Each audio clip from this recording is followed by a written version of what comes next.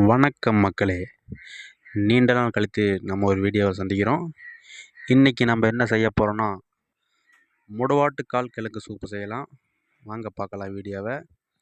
இந்த முடவாட்டுக்காலை கொல்லிமலையில் போய் ஏறி பாறைகளுக்கு இடையில் நடுவில் நானே கஷ்டப்பட்டு பறிச்சுட்டு வந்தேன்னு சொன்னால் நம்ப போகிறீங்க?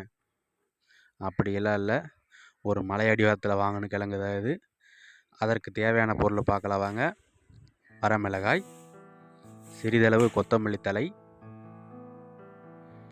ஒரு 4 பல் பூண்டு, சிறிதளவு இஞ்சி,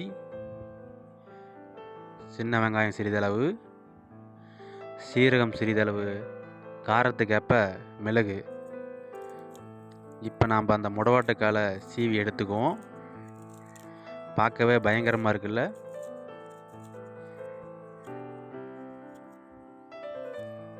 நல்லா அந்த மேல் தோலை சீவி உள்ள இருக்கிற கிழங்கு மட்டும் எடுத்துக்கலாம்.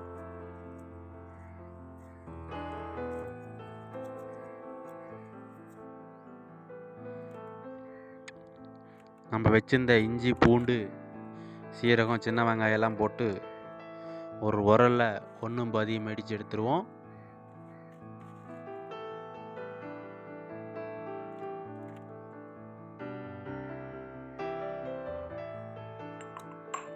இதை இப்போ நங்கனுக்கடி குத்தி, ரொம்ப குத்தக்கூடாது, மெதுவாக குத்தி ஒன்றும் பாதியும் இடித்து எடுத்துடலாம்.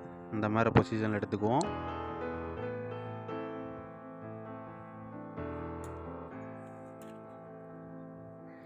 அடுத்து அந்த கிழங்கையும் போட்டு ஒன்றும் பாதியமாக குத்தி எடுத்துக்கலாம்.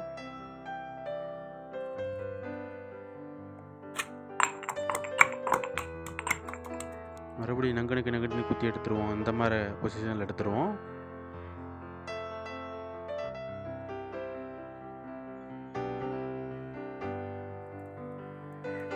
அடுத்து ஒரு பாத்திரத்தில் அடுப்பு வச்சு அடுப்பில் ஒரு பாத்திரத்தை வச்சு அதில் சிறிதளவு எண்ணெய் ஊற்றிடலாம். முடிஞ்ச அளவு நல்லெண்ணெயை ஊற்றுங்க, நல்லாயிருக்கும்.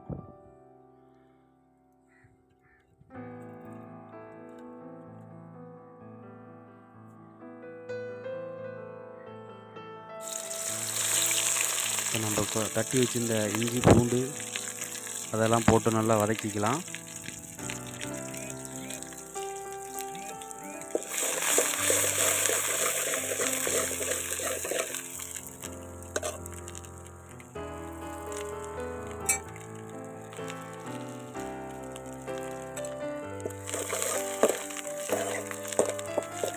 வரமிளகாயும் போட்டுடலாம்.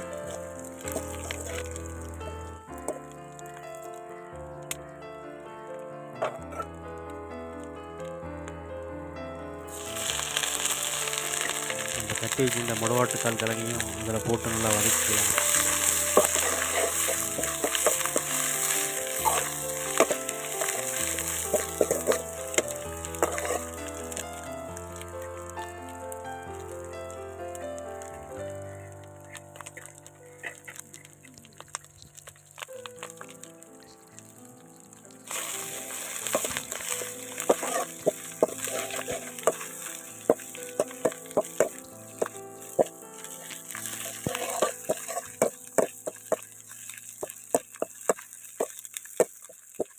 நல்லா அடி பிடிக்காமல் கிண்டிகிட்டே இருக்கணும்.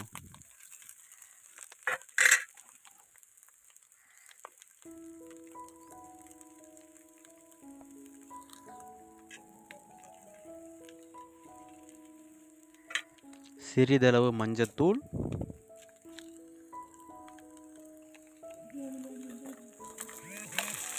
உப்பு போட்டுக்கலாம் தேவைக்கேற்ப.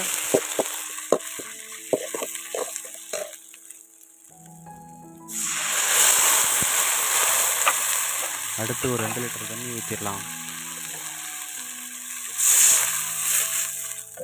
தண்ணி நிறையா ஊற்றினா தான் 1 லிட்டர் தண்ணி அளவுக்கு சுண்டி வர அளவுக்கு கொதிக்க வைக்கணும். அதனால் நிறையா தண்ணி ஊற்றிடலாம், அப்போ தான் நல்லாயிருக்கும்.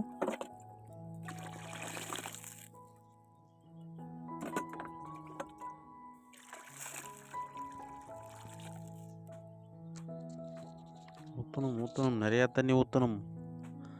கழுத காசா பணமாக நிறையா ஊற்றி விடுவோம், கொதிக்கிட்டோம். இப்போ சூப் நல்லா கொதிச்சு வருது. தண்ணி பாருங்கள் எவ்வளோ சுண்டிருச்சு. இன்னும் சுண்டட்டும்.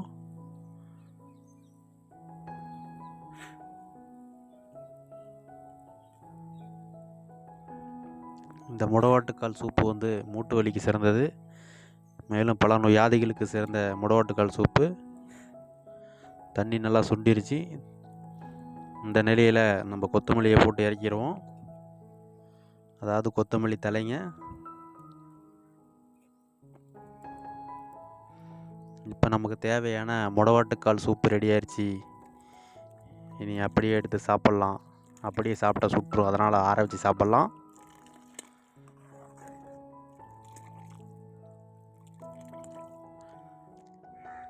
இதோ உங்களுக்காக முடவாட்டுக்கால் சூப்பு ரெடி. ஆட்டுக்கால் சூப்பு தோத்துருங்க இந்த முடவாட்டுக்கால் சூப்பு மத்தியில்.